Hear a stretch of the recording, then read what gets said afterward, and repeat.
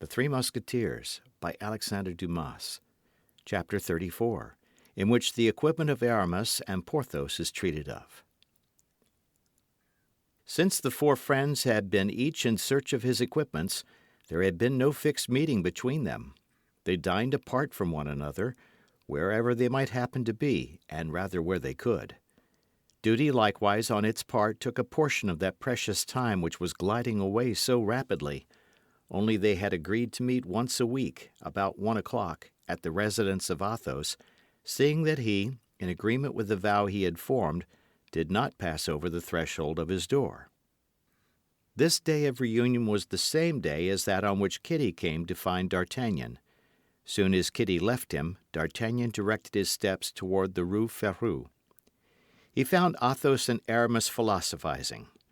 Aramis had some slight inclination to resume the cassock.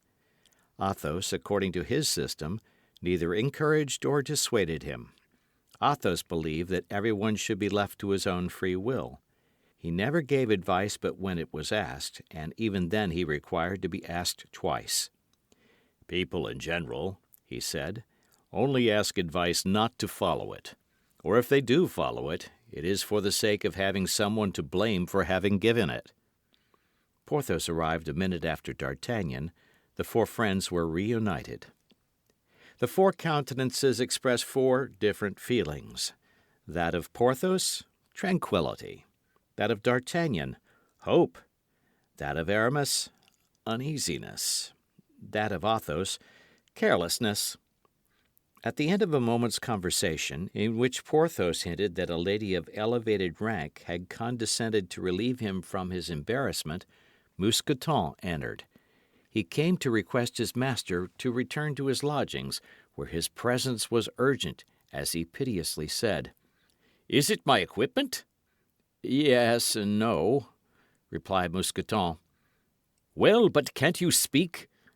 "Come, monsieur." Porthos rose, saluted his friends, and followed Mousqueton. An instant after, Bazin made his appearance at the door. "What do you want with me, my friend?" said Aramis, with that mildness of language which was very observable in him every time that his ideas were directed toward the church. "A man wishes to see monsieur at home," replied Bazin. "A man? What man?" "A mendicant." "Give him alms, Bazin, and bid him pray for a poor sinner." "This mendicant insists upon speaking to you, and pretends that you will be very glad to see him." "Has he sent no particular message for me?" "Yes, if Monsieur Aramis hesitates to come," he said, "tell him I am from Tours." "From Tours!" cried Aramis. "1,000 pardons, gentlemen, but no doubt this man brings me the news I expected." And rising also, he went off at a quick pace. There remained Athos and D'Artagnan. "I believe these fellows have managed their business. What do you think, D'Artagnan?" said Athos. "I know that Porthos was in a fair way," replied D'Artagnan, "and as to Aramis, to tell you the truth, I have never been seriously uneasy on his account. But you, my dear Athos, you who so generously distributed the Englishman's pistoles, which were our legitimate property, what do you mean to do?" "I am satisfied with having killed that fellow, my boy, seeing that it is blessed bread to kill an Englishman. But if I had pocketed his pistoles, they would have weighed me down like a remorse." "Go to, my dear Athos, you have truly inconceivable ideas." "Let it pass. What do you think of Monsieur de Tréville telling me, when he did me the honour to call upon me yesterday, that you associated with the suspected English whom the cardinal protects?" "That is to say, I visit an English woman, the one I named." "Oh, aye, the fair woman on whose account I gave you advice, which, naturally, you took care not to adopt?" "I gave you my reasons." "Yes, you look there for your outfit, I think you said." "Not at all. I have acquired certain knowledge that that woman was concerned in the abduction of Madame Bonacieux." "Yes, I understand now. To find one woman, you court another. It is the longest road, but certainly the most amusing." D'Artagnan was on the point of telling Athos all, but one consideration restrained him. Athos was a gentleman, punctilious in points of honour, and there were in the plan which our lover had devised for Milady, he was sure, certain things that would not obtain the assent of this Puritan. He was therefore silent, and as Athos was the least inquisitive of any man on earth, D'Artagnan's confidence stopped there. We will therefore leave the two friends, who had nothing important to say to each other, and follow Aramis. Upon being informed that the person who wanted to speak to him came from Tours, we have seen with what rapidity the young man followed, or rather went before, Bazin. He ran without stopping from the Rue Ferrou to the Rue de Vaugirard. On entering, he found a man of short stature and intelligent eyes, but covered with rags. "You have asked for me?" said the Musketeer. "I wish to speak with Monsieur Aramis. Is that your name, monsieur?" "My very own. You have brought me something?" "Yes, if you show me a certain embroidered handkerchief." "Here it is," said Aramis, taking a small key from his breast and opening a little ebony box inlaid with mother of pearl. "Here it is. Look." "That is right," replied the mendicant. "Dismiss your lackey." In fact, Bazin, curious to know what the mendicant could want with his master, kept pace with him as well as he could, and arrived almost at the same time he did. But his quickness was not of much use to him. At the hint from the mendicant his master made him a sign to retire, and he was obliged to obey. Bazin gone, the mendicant cast a rapid glance around him in order to be sure that nobody could either see or hear him, and opening his ragged vest, badly held together by a leather strap, he began to rip the upper part of his doublet, from which he drew a letter. Aramis uttered a cry of joy at the sight of the seal, kissed the superscription with an almost religious respect, and opened the epistle, which contained what follows. "My friend, it is the will of fate that we should be still for some time separated, but the delightful days of youth are not lost beyond return. Perform your duty in camp. I will do mine elsewhere. Accept that which the bearer brings you.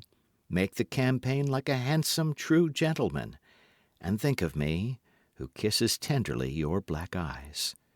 Adieu, or rather, au revoir."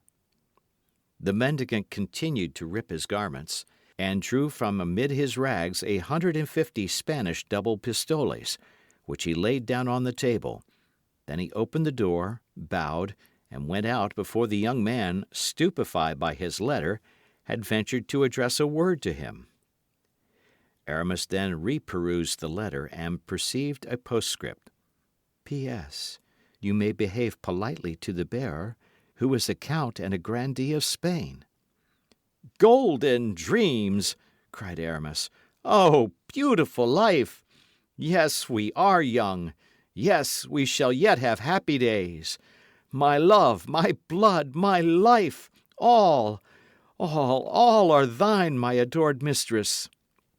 And he kissed the letter with passion, without even vouchsafing a look at the gold which sparkled on the table. Bazin scratched at the door, and as Aramis had no longer any reason to exclude him, he bade him come in. Bazin was stupefied at the sight of the gold, and forgot that he came to announce D'Artagnan, who, curious to know who the mendicant could be, came to Aramis on leaving Athos. Now, as D'Artagnan used no ceremony with Aramis, seeing that Bazin forgot to announce him, he announced himself. "The devil, my dear Aramis," said D'Artagnan, "if these are the prunes that are sent to you from Tours, I beg you will make my compliments to the gardener who gathers them." "You are mistaken, friend D'Artagnan," said Aramis, always on his guard. "This is from my publisher, who has just sent me the price of that poem in one-syllable verse which I began yonder." "Ah, indeed," said D'Artagnan. "Well, your publisher is very generous, my dear Aramis, that's all I can say." "How, monsieur?" cried Bazin. A poem sells so dear as that? It is incredible. Oh, monsieur, you can write as much as you like. You may become equal to Monsieur de Voiture and Monsieur de Benserade. I like that. A poet is as good as an abbé. Ah, Monsieur Aramis, become a poet, I beg of you. Bazin, my friend, said Aramis, I believe you meddle with my conversation. Bazin perceived he was wrong. He bowed and went out. Ah, said D'Artagnan with a smile, you sell your productions at their weight in gold. You are very fortunate, my friend, but take care, or you will lose that letter which is peeping from your doublet, and which also comes, no doubt, from your publisher. Aramis blushed to the eyes, crammed in the letter, and rebuttoned his doublet. My dear D'Artagnan, said he, if you please, we will join our friends. As I am rich, we will today begin to dine together again, expecting that you will be rich in your turn. My faith, said D'Artagnan with great pleasure, it is long since we have had a good dinner, and I, for my part, have a somewhat hazardous expedition for this evening, and shall not be sorry, I confess, to fortify myself with a few glasses of good old Burgundy. Agreed as to the old Burgundy, I have no objection to that, said Aramis, from whom the letter and the gold had removed, as by magic, his ideas of conversion. And having put 3 or 4 double pistoles into his pocket to answer the needs of the moment, he placed the others in the ebony box inlaid with mother of pearl, in which was the famous handkerchief which served him as a talisman. The two friends repaired to Athos's, and he, faithful to his vow of not going out, took upon him to order dinner to be brought to them. As he was perfectly acquainted with the details of gastronomy, D'Artagnan and Aramis made no objection to abandoning this important care to him. They went to find Porthos, and at the corner of the Rue Bac met Mousqueton, who with a most pitiable air was driving before him a mule and a horse. D'Artagnan uttered a cry of surprise, which was not quite free from joy. Ah, my yellow horse! cried he. Aramis, look at that horse! Oh, the frightful brute! said Aramis. Ah, my dear, replied D'Artagnan, upon that very horse I came to Paris. What? Does monsieur know this horse? said Mousqueton. It is of an original colour, said Aramis. I never saw one with such a hide in my life. I can well believe it, replied D'Artagnan, and that was why I got 3 crowns for him. It must have been for his hide, for, certes, the carcass is not worth 18 livres. But how did this horse come into your hands, Mousqueton? Pray, said the lackey, say nothing about it, monsieur. It is a frightful trick of the husband of our duchess. How is that, Mousqueton? Why, we are looked upon with a rather favourable eye by a lady of quality, the Duchesse de... but your pardon, my master has commanded me to be discreet. She had forced us to accept a little souvenir, a magnificent Spanish genet and an Andalusian mule, which were beautiful to look upon. The husband heard of the affair. On their way he confiscated the 2 magnificent beasts which were being sent to us, and substituted these horrible animals. Which you are taking back to him? said D'Artagnan. Exactly, replied Mousqueton. You may well believe that we will not accept such steeds as these in exchange for those which have been promised to us. No, pardieu, though I should like to have seen Porthos on my yellow horse. That would give me an idea of how I looked when I arrived in Paris. But don't let us hinder you, Mousqueton. Go and perform your master's orders. Is he at home? Yes, monsieur, said Mousqueton, but in a very ill humour. Get up. He continued his way toward the Quai des Grands Augustins, while the two friends went to ring at the bell of the unfortunate Porthos. He, having seen them crossing the yard, took care not to answer, and they rang in vain. Meanwhile, Mousqueton continued on his way, and crossing the Pont Neuf, still driving the two sorry animals before him, he reached the Rue aux Ours. Arrived there, he fastened, according to the orders of his master, both horse and mule to the knocker of the procurator's door. Then, without taking any thought for their future, he returned to Porthos and told him that his commission was completed. In a short time the two unfortunate beasts, who had not eaten anything since the morning, made such a noise in raising and letting fall the knocker that the procurator ordered his errand boy to go and inquire in the neighbourhood to whom this horse and mule belonged. Madame Coquenard recognised her present, and could not at first comprehend this restitution, but the visit of Porthos soon enlightened her. The anger which fired the eyes of the Musketeer, in spite of his efforts to suppress it, terrified his sensitive inamorata. In fact, Mousqueton had not concealed from his master that he had met D'Artagnan and Aramis, and that D'Artagnan in the yellow horse had recognised the Béarnais pony upon which he had come to Paris, and which he had sold for 3 crowns. Porthos went away after having appointed a meeting with the procurator's wife in the cloister of Saint Magloire. The procurator, seeing he was going, invited him to dinner, an invitation which the Musketeer refused with a majestic air. Madame Coquenard repaired trembling to the cloister of Saint Magloire, for she guessed the reproaches that awaited her there, but she was fascinated by the lofty airs of Porthos. All that which a man wounded in his self-love could let fall in the shape of imprecations and reproaches upon the head of a woman, Porthos let fall upon the bowed head of the procurator's wife. "Alas," said she, "I did all for the best. One of our clients is a horse dealer. He owes money to the office and is backward in his pay.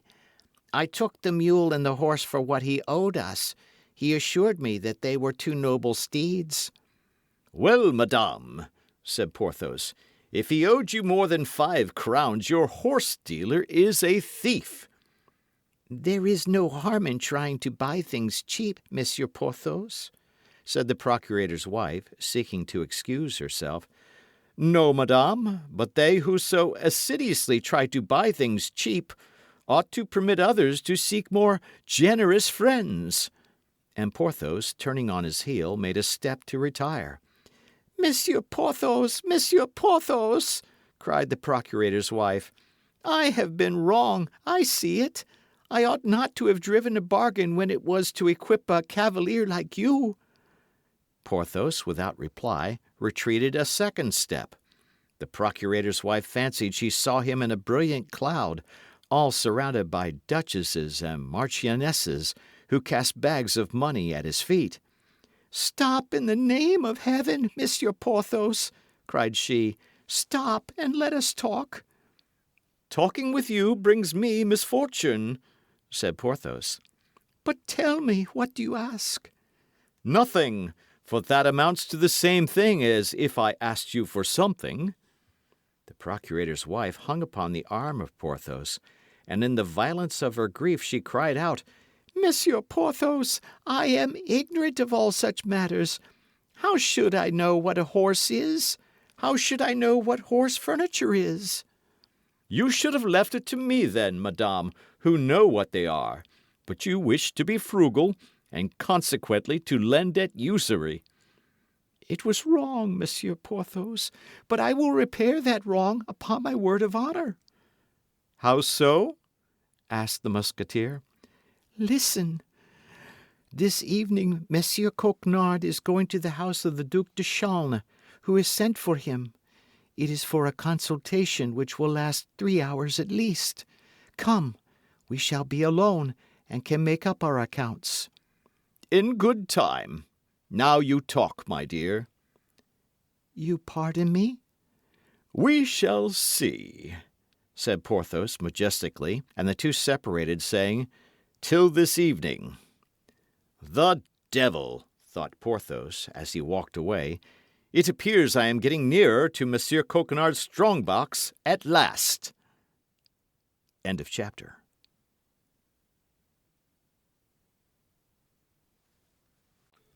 The Three Musketeers by Alexandre Dumas. Chapter 35. A Gascon a Match for Cupid. The evening so impatiently waited for by Porthos and by D'Artagnan at last arrived. As was his custom, D'Artagnan presented himself at Milady's at about 9 o'clock. He found her in a charming humour. Never had he been so well received. Our Gascon knew, by the first glance of his eye, that his billet had been delivered and that this billet had had its effect. Kitty entered to bring some sherbet. Her mistress put on a charming face and smiled on her graciously. But alas, the poor girl was so sad that she did not even notice Milady's condescension. D'Artagnan looked at the two women one after the other, and was forced to acknowledge that in his opinion Dame Nature had made a mistake in their formation. To the great lady she had given a heart vile and venal. To the soubrette she had given the heart of a duchess. At 10 o'clock Milady began to appear restless. D'Artagnan knew what she wanted. She looked at the clock, rose, reseated herself, smiled at D'Artagnan with an air which said, "You are very amiable, no doubt, but you would be charming if you would only depart." D'Artagnan rose and took his hat. Milady gave him her hand to kiss. The young man felt her press his hand, and comprehended that this was a sentiment not of coquetry, but of gratitude because of his departure. "She loves him devilishly," he murmured. Then he went out. This time Kitty was nowhere waiting for him, neither in the antechamber, nor in the corridor, nor beneath the great door. It was necessary that D'Artagnan should find alone the staircase and the little chamber. She heard him enter, but she did not raise her head. The young man went to her and took her hands. Then she sobbed aloud. As D'Artagnan had presumed, on receiving his letter, Milady, in a delirium of joy, had told her servant everything, and by way of recompense for the manner in which she had this time executed the commission, she had given Kitty a purse. Returning to her own room, Kitty had thrown the purse into a corner, where it lay open, disgorging 3 or 4 gold pieces on the carpet. The poor girl, under the caresses of D'Artagnan, lifted her head. D'Artagnan himself was frightened by the change in her countenance. She joined her hands with a suppliant air, but without venturing to speak a word. As little sensitive as was the heart of D'Artagnan, he was touched by this mute sorrow, but he held too tenaciously to his projects, above all to this one, to change the programme which he had laid out in advance. He did not therefore allow her any hope that he would flinch, only he represented his action as one of simple vengeance. For the rest, this vengeance was very easy, for Milady, doubtless to conceal her blushes from her lover, had ordered Kitty to extinguish all the lights in the apartment, and even in the little chamber itself. Before daybreak, Monsieur de Ward must take his departure, still in obscurity. Presently they heard Milady retire to her room. D'Artagnan slipped into the wardrobe. Hardly was he concealed when the little bell sounded. Kitty went to her mistress and did not leave the door open, but the partition was so thin that one could hear nearly all that passed between the two women. Milady seemed overcome with joy, and made Kitty repeat the smallest details of the pretended interview of the soubrette with de Ward when he received the letter, how he had responded, what was the expression of his face, if he seemed very amorous. And to all these questions poor Kitty, forced to put on a pleasant face, responded in a stifled voice whose dolorous accent her mistress did not, however, remark, solely because happiness is egotistical. Finally, as the hour for her interview with the Count approached, Milady had everything about her darkened, and ordered Kitty to return to her own chamber, and introduce de Ward whenever he presented himself. Kitty's detention was not long. Hardly had D'Artagnan seen, through a crevice in his closet, that the whole apartment was in obscurity, than he slipped out of his concealment at the very moment when Kitty reclosed the door of communication. "What is that noise?" demanded Milady. "It is I," said D'Artagnan in a subdued voice. I, the Comte de Ward." "Oh, my God," murmured Kitty. "He has not even waited for the hour he himself named." "Well," said Milady in a trembling voice, "why do you not enter? Count, Count," added she, "you know that I wait for you." At this appeal, D'Artagnan drew Kitty quietly away and slipped into the chamber. If rage or sorrow ever torture the heart, it is when a lover receives under a name which is not his own protestations of love addressed to his happy rival. D'Artagnan was in a dolorous situation which he had not foreseen. Jealousy gnawed his heart, and he suffered almost as much as poor Kitty, who at that very moment was crying in the next chamber. "Yes, Count," said Milady in her softest voice, and pressing his hand in her own, "I am happy in the love which your looks and your words have expressed to me every time we have met. I love you. Oh, tomorrow I must have some pledge from you which will prove that you think of me, and that you may not forget me. Take this." And she slipped a ring from her finger onto D'Artagnan's.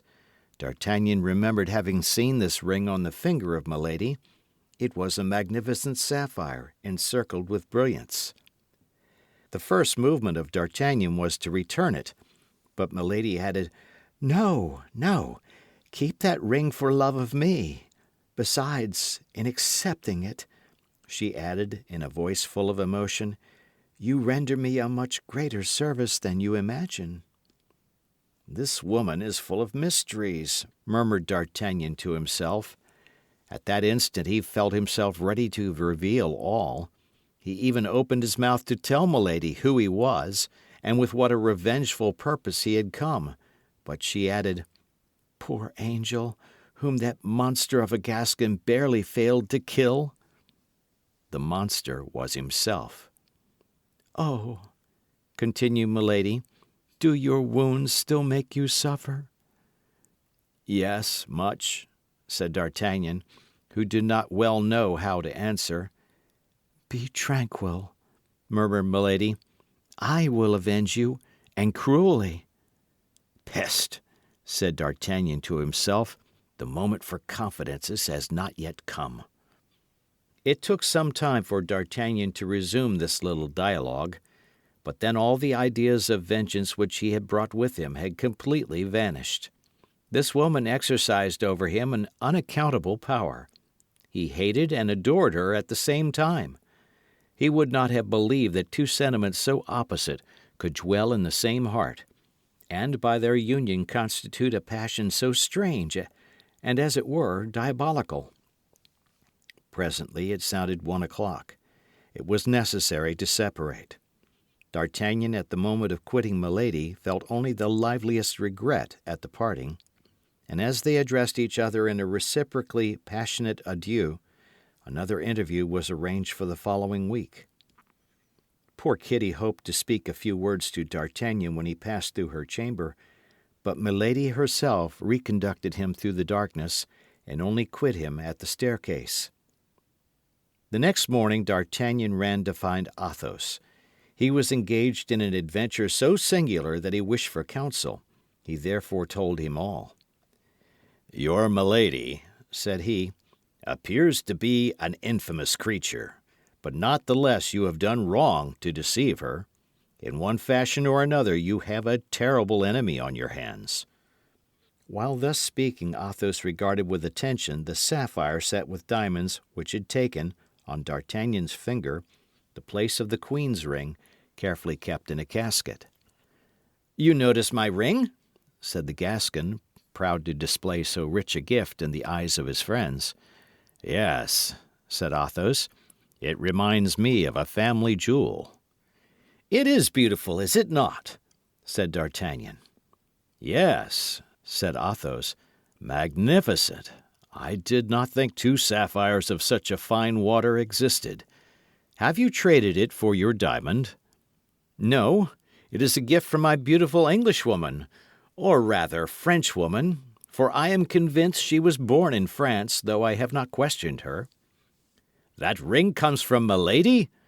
cried Athos, with a voice in which it was easy to detect strong emotion. "Her very self. She gave it me last night. Here it is," replied D'Artagnan, taking it from his finger. Athos examined it and became very pale. He tried it on his left hand; it fit his finger as if made for it. A shade of anger and vengeance passed across the usually calm brow of this gentleman. "It is impossible it can be she," said he. "How could this ring come into the hands of Milady Clarik? And yet it is difficult to suppose such a resemblance should exist between two jewels." "Do you know this ring?" said D'Artagnan. "I thought I did," replied Athos, "but no doubt I was mistaken." And he returned D'Artagnan the ring without, however, ceasing to look at it. "Pray, D'Artagnan," said Athos after a minute, "either take off that ring or turn the mounting inside. It recalls such cruel recollections that I shall have no head to converse with you. Don't ask me for counsel, don't tell me you are perplexed what to do, but stop! Let me look at that sapphire again. The one I mentioned to you had one of its faces scratched by accident." D'Artagnan took off the ring, giving it again to Athos. Athos started. "Look," said he, "is it not strange?" And he pointed out to D'Artagnan the scratch he had remembered. "But from whom did this ring come to you, Athos?" "From my mother, who inherited it from her mother. As I told you, it is an old family jewel." "And you sold it?" asked D'Artagnan hesitatingly. "No," replied Athos with a singular smile. "I gave it away in a night of love, as it has been given to you." D'Artagnan became pensive in his turn. It appeared as if there were abysses in Milady's soul whose depths were dark and unknown. He took back the ring, but put it in his pocket and not on his finger. "D'Artagnan," said Athos, taking his hand, "you know I love you. If I had a son, I could not love him better. Take my advice. Renounce this woman.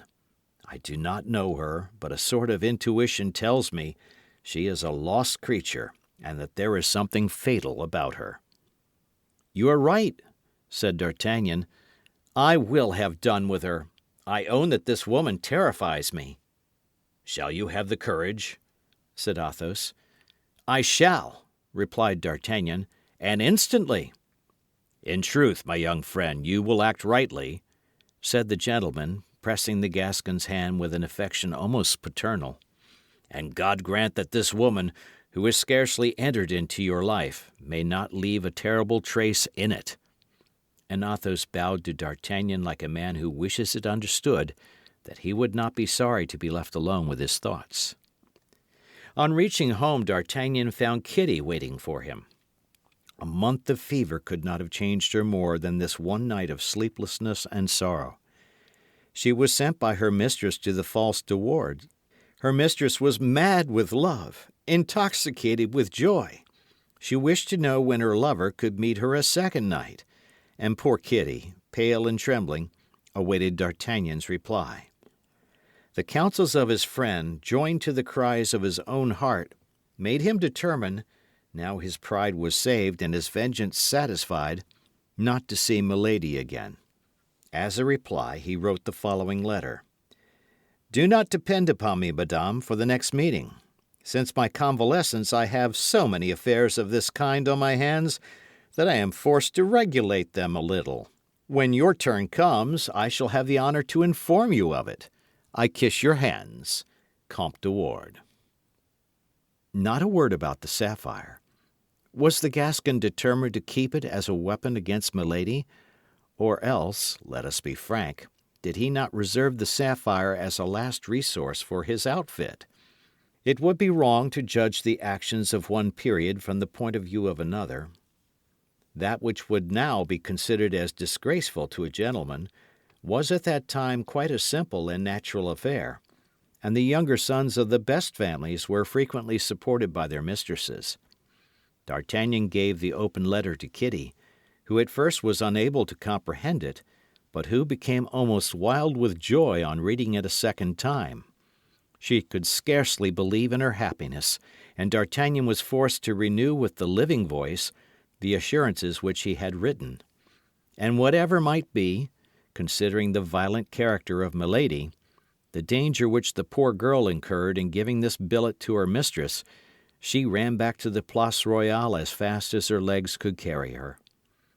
The heart of the best woman is pitiless toward the sorrows of a rival.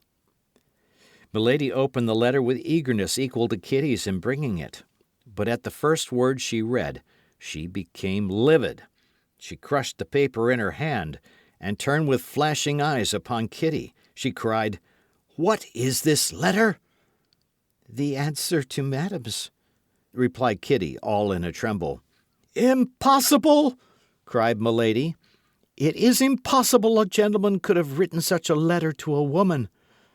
Then all at once, starting, she cried, "My God, can he have—" And she stopped.